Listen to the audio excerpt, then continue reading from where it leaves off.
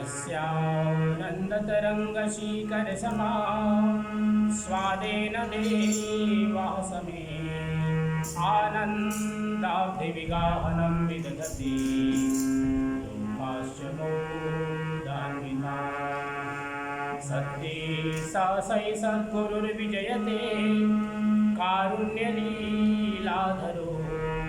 हंसानां निजलोकदः सुखकरो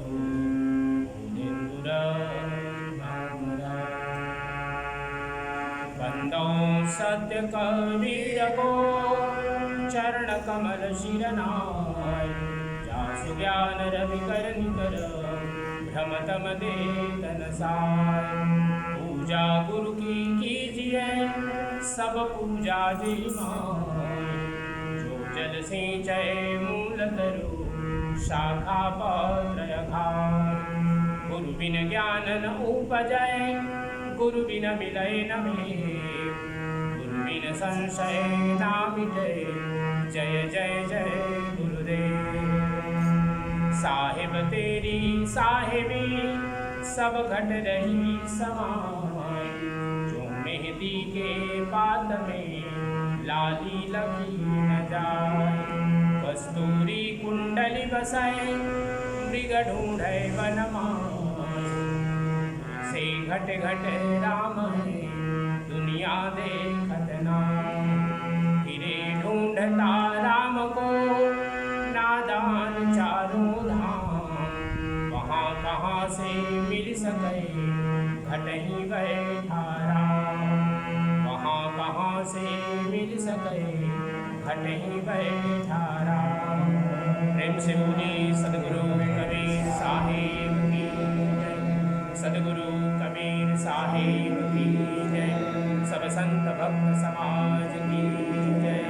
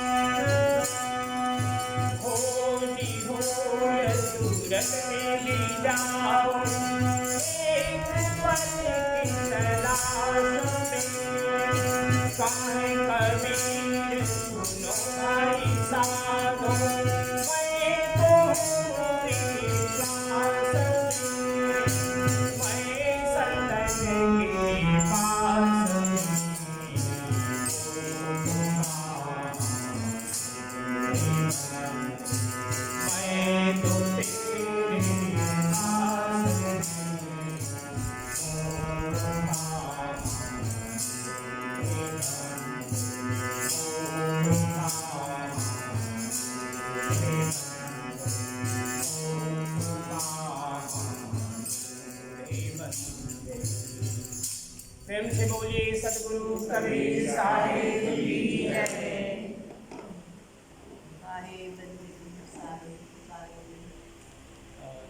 छोटा सा प्रवचन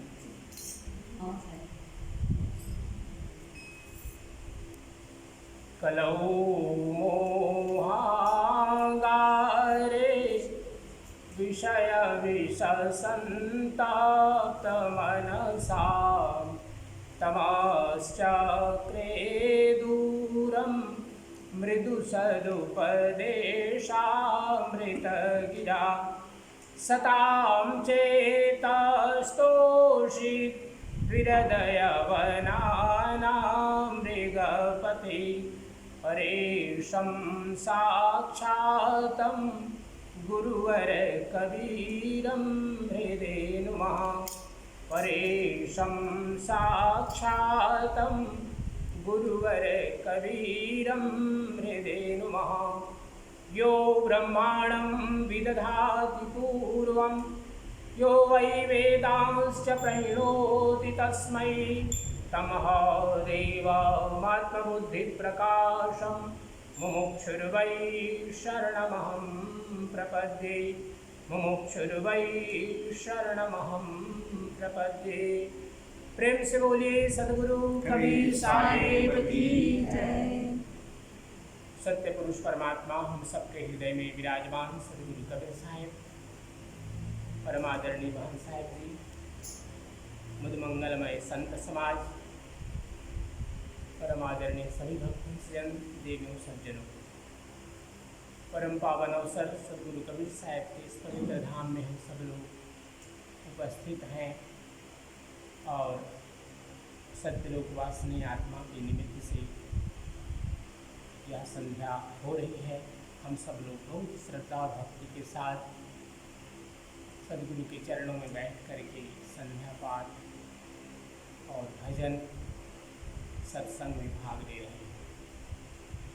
सद्गुरु कबीर साहब कहते हैं, एक शब्द गुरुदेव का ताकाय अनंत विचार, एक शब्द गुरुदेव का ताकाय अनंत विचार, थाके मुनिजन पंडिता वेदन पावै पार। प्रेम से बोली सदगुरु कबीर साहेब की जय। सदगुरु कबीर साहब की वाणियों की जो विशेषता है, सदगुरु कबीर साहब हम सब लोग जानते हैं 623 वर्ष पूर्व सदगुरु कबीर साहब का प्राकट्य भारत में, और 1834 में 1834 में जब वहाँ से यहाँ पर लोग आए मॉरिशस में, तो अपने साथ सदगुरु कबीर साहब के वाणियों को लेकर के आए। और वो तब से लेकर के हमारे पूर्वजों ने इस देश में सदगुरु कबीर साहब के वाणियों का जितना सुंदर ढंग से प्रचार प्रसार किया, और वो आज तक भजनों के माध्यम से, प्रवचन के माध्यम से और अन्य अन्य प्रकार से भी हम सब लोग सदगुरु कबीर साहब के वाणियों का साक्षात्कार करते हैं। सदगुरु कबीर साहब की वाणियों की जो विशेषता है, साखी के माध्यम से कही गई कि एक शब्द गुरुदेव का ताका अनंत विचार। अनंत मीन्स एंडलेस, जिसका समापन नहीं है, इतनी उसकी विशेषता है। सदगुरु जितना सदगुरु की महिमा है, उतनी ही उनकी वाणियों का भी महत्व है। एक शब्द गुरुदेव का ताका अनंत विचार, और थाके मुनिजन पंडिता वेदन पावे पार। तो कि हम सब लोग लिमिटेड हैं और गुरुदेव अनलिमिटेड है। परमात्मा अनंत है और हम लोगों का अंत है। यही कारण है कि जब सदगुरु कबीर साहब एक बात कहते हैं, न केवल सदगुरु कबीर साहब बल्कि ऐसे ही जो उस स्तर पर पहुंच गए, ऐसे सदगुरु की वाणियों को जब हम सब सुनते हैं, जब उसका मनन करते हैं, निधिध्यासन करते हैं, तब उन वाणियों की जो विशेषता है वो हमारे अंतर मन में प्रस्फुटित होता है और वो एक प्रकाश करता है। कहते हैं ना, तमसो माँ ज्योतिर्गमय।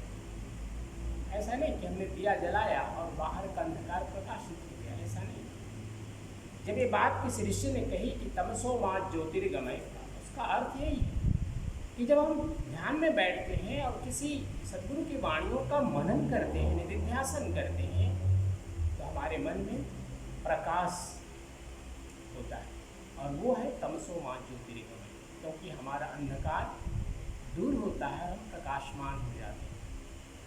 तो ऐसे ही सदगुरु कबीर साहब के वाणियों को, जिसकी विशेषता इस साखी के माध्यम से कही गई, वेद में एक वाणी आई जिसकी चर्चा हम आज करना चाहते हैं आप सभी लोगों के समक्ष। बहुबंधन से बांधिया एक विचारा जीव, ये बीजक की वाणी है।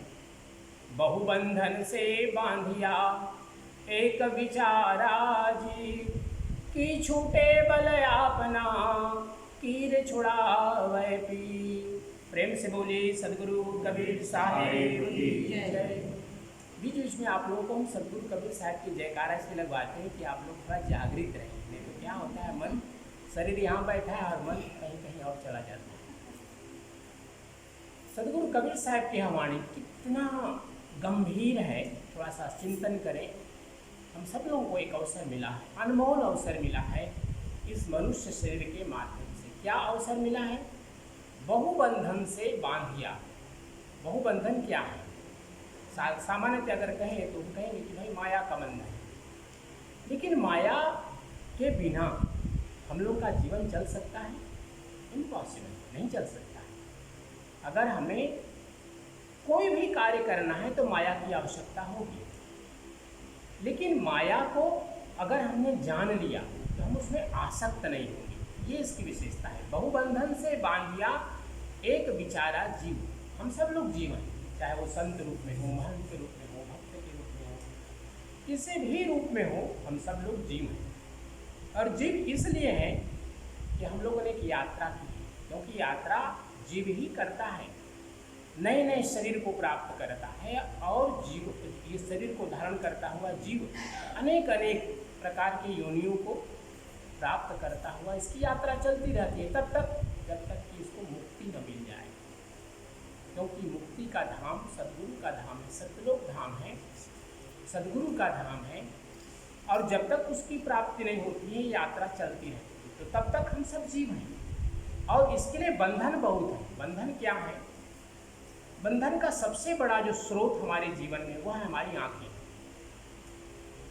हमारी आंखों के माध्यम से हम सबसे ज़्यादा प्रभावित होते हैं, चाहे वो टेलीविज़न देखते हों या सामान्य जीवन में हम एक दूसरे को देखते हों या किसी प्रकार की घटना को देखते हों। दूसरा माध्यम है हमारा श्रवण, कान के माध्यम से, क्योंकि ये सारी चीज़ें कहाँ पहुँचती हैं? हमारे चेतन मन में पहुँचती है, कॉन्शस माइंड में पहुँचती है सारी बातें। और कभी कभी ये कॉन्शस माइंड से होते हुए अनकॉन्शस माइंड में जाती है, जहाँ पर हम जब सोते हैं तो हम इसको स्वप्नों में भी देखते हैं। हमारी वहाँ पर आंखें बंद रहती हैं, हमारे कान बंद रहते हैं, लेकिन हम उसको स्वप्न में देखते भी हैं, सुनते भी हैं और एक्टिंग भी करते हैं, काम भी करते हैं। ये कॉन्शस और अनकॉन्शस, चेतन मन और अवचेतन मन इन हिंदी।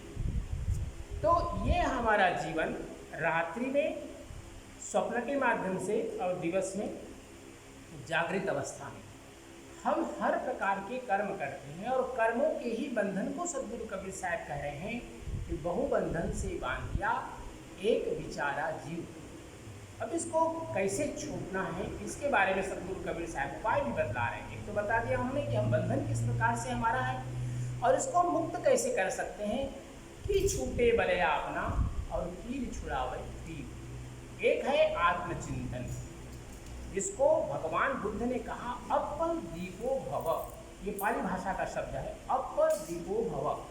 अर्थात सद्गुरु कबीर साहब ने जो विजक का शब्द प्रकरण उसमें कहा है, अपन पौ आप ही बिसरो, जैसे सोनहा कांच मंदिर में भरमत फिरे मरो। अर्थात जिस प्रकार एक कांच का, अर्थात चारों तरफ अराउंड कांच लगे हों, मिरर लगे हों, और उसमें कुत्ते को डाल दीजिए, उसमें इतना राउंड करेगा, घूमता घूमता भागता भागता पागल हो जाएगा, हो सकता है शायद उसकी डेथ मृत्यु भी हो जाए। तो हम सब लोगों के चारों तरफ ऐसा ही एक मिरर लगा हुआ है जो खींच रहा है अपनी ओर। तो साहब कबीर क्या कह रहे हैं कि छूटे बलया अपना, जिसे भगवान बुद्ध ने कहा अपदीपो हुआ, अपना दीपक स्वयं बनो, क्योंकि दूसरे का दिया हुआ दिया हमें एक लिमिटेड समय तक ही जला के रख सकता है। उसके बाद हमें स्वयं को जागृत करना होगा, तभी हम इस यात्रा को आगे बढ़ा सकते हैं। वह कैसे? ही छूटे बल आपना और कीर छुड़ावे पीव। पीव का अर्थ होता है, चाहे उसको हम सदग्रंथ कह लें, गुरुदेव कह लें, ऋषि मुनि की वाणी कह लें, वेद कह लें, पुराण कह लें, विजक आदि ग्रंथ कबीर साहब की जितनी वाणियाँ हैं, जो भी हम इन चीज़ों को कहें, ये पीव के अंतर्गत आती है। पीव का अर्थ होता है जो हमें अपने आत्म तत्व को परमात्मा की ओर ले जाता है। वो सारे साधन पीव के डिफिनेशन में आ जाते हैं, पीव की परिभाषा में आ जाते हैं। तो उसमें सबसे बड़ा है सद्गुरु, जिसमें एक वाणी अभी हमने कही कि तमसो मां ज्योतिर्गमय, अर्थात हम तमस अर्थात अंधकार से प्रकाश की ओर बढ़े। तो यह जो यात्रा है ये गुरुदेव के माध्यम से सर्वप्रथम होता है। यह यात्रा का जो प्रथम सोपान हमारा है, यद्यपि माता पिता है, हमारे परिवारजन हैं, गुरुजन हैं, स्कूल विद्यालय यूनिवर्सिटी में हम जाते हैं, सब प्रकार के ज्ञान हमें प्राप्त होता है, लेकिन आध्यात्मिक ज्ञान की जो प्राप्ति होती है वो गुरुदेव सद्गुरु के माध्यम से ही होती है। तो प्रथम सोपान है सद्गुरु। लेकिन सद्गुरु हमारे साथ बराबर खड़े नहीं होंगे, क्योंकि एक सद्गुरु है जो बाहर है और एक सद्गुरु है जो हमारे अंदर है। की छूटे बलया अपना कीर छुड़ावे पीठ, सद्गुरु कबीर साहब की वाणियाँ। इसलिए प्रथम साखी में जैसे हमने कहा कि एक शब्द गुरुदेव का ताका अनंत विचार, एंडलेस, जो सोचते सोचते हमारा जीवन पूर्ण हो जाएगा, लेकिन उसका चिंतन समाप्त नहीं होगा। एक के बाद एक उपजित्वा निरुद्धंति, जैसे हम समुद्र किनारे जाते हैं, एक लहर किनारे की ओर आती है और फिर वो वापस समुद्र के अंदर प्रविष्ट होकर के पुनः वो दूसरी लहर एक हमारी तरफ आती है। तो ये जो यात्रा है आध्यात्मिक यात्रा, अध्यात्म की यात्रा वे इस प्रकार का क्रम चलता रहता है, क्योंकि अति प्रचंड माया प्रबल और उबरता है कैसे? गुरु चरणन गही, जिसने गुरु के चरणों को ग्रहण कर लिया, गुरु के चरणों का आश्रय प्राप्त कर लिया, ऐसा कोई जीव इस अति प्रचंड सद्गुरु कबीर साहब ने कहा वो प्रचंड ही नहीं, अति प्रचंड है। इतना उसमें आकर्षण शक्ति है कि उससे बच पाना बहुत ही कठिन है। लेकिन सदगुरु कबीर साहब ने कहा कि इसको हम अपने जीवन में की छूटे बल आपना, अगर सदगुरु की कृपा हो जाए और हमारे अंतर की दीप प्रज्वलित हो जाए तो हम इस माया से आसक्त न हो करके, इससे जुड़ न करके, बल्कि इसके साथ मिल करके अपने जीवन की यात्रा को हम आगे बढ़ाएं और वह हमारे मुक्ति की यात्रा का सोपान बन जाएगा। क्योंकि इस दुनिया के जितने भी रिलीजन हैं, जितने भी संप्रदाय हैं, क्योंकि धर्म तो एक है, धर्म दो नहीं होते, धर्म सबका एक है। प्यास लगी तो प्यास को बुझाने का एकमात्र साधन है पानी। चाहे पानी के आप हजारों नाम ले लें अपने अपने भाषा प्रदेश के नाम से, लेकिन वो पानी से ही प्यास बुझेगी। अगर क्षुधा है, भूख है, हंगर है तो कुछ न कुछ खाना ही पड़ेगा, नहीं तो शरीर को शक्ति नहीं मिलेगी, हम अशक्त हो जाएंगे, निर्बल हो जाएंगे। तो धर्म एक है लेकिन संप्रदाय बिलियंस ऑफ बिलियंस है। संप्रदाय क्यों हम कह रहे हैं?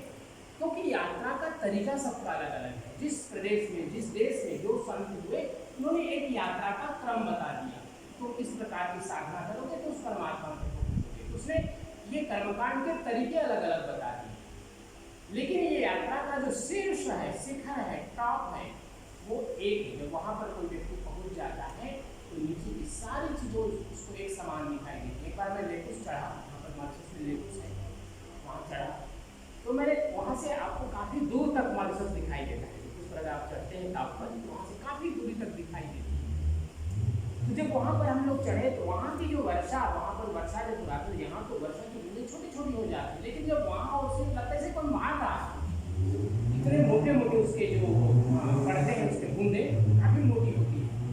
तो जब वहाँ से हमने चारों तरफ देखा, हम सेकेंड की तरफ से चढ़े थे, पुलिस की तरफ उतरे, तो वो जो एक जब कोई शीर्ष पर पहुँच जाता है कोई महापुरुष, तब वहाँ से संप्रदाय उसको अलग नहीं दिखाई देती, क्योंकि सबको देख रहे हैं कि हर व्यक्ति खा रहा है, पी रहा है, चल रहा है और एक क्या कर रहा है, केवल इंद्रियों के सुख में लगा हुआ है पूरा जीवन। हाँ, शुरुआत से लेकर के, बचपन से लेकर के बच्चा अगर उसको खुशी नहीं मिलती तो क्या करता है, रोता है। कान उसको बोलने की शक्ति नहीं है, वो एक्सप्रेस नहीं कर सकता अपनी बातों को, उसको जो भी दुख होता है केवल रोता है। माँ जानती है कि बच्चे को क्या परेशानी हो रही है। इसी प्रकार वो पूरा जीवन हम रोते हैं जहाँ जहाँ हमें कोई कष्ट होता है, जहाँ पर हमारे मन की विपरीत कोई बात होती है। तो इस यात्रा को अध्यात्म की ओर ले जाएं, यही हमारा प्रथम सोपान होगा। आज हम सब लोग यहाँ पर उपस्थित हैं, सदगुरु कबीर साहब की वाणियों को अपने अंदर में विराजमान बैठाएं, मनन करें, निधिध्यासन करें और उसको हृदयंगम करते हुए अपने जीवन की यात्रा को ऊंचाई की ओर ले चलें। यही सदगुरु कबीर साहब की वाणी है। आइए सदगुरु कबीर साहब के सतनाम धुन करते हैं, इसके बाद संभवतः आरती होगी। आप सब लोग हमारे सतनाम धुन में सम्मिलित हो जाएंगे। सत्यनाम सत्यनाम सत्यनाम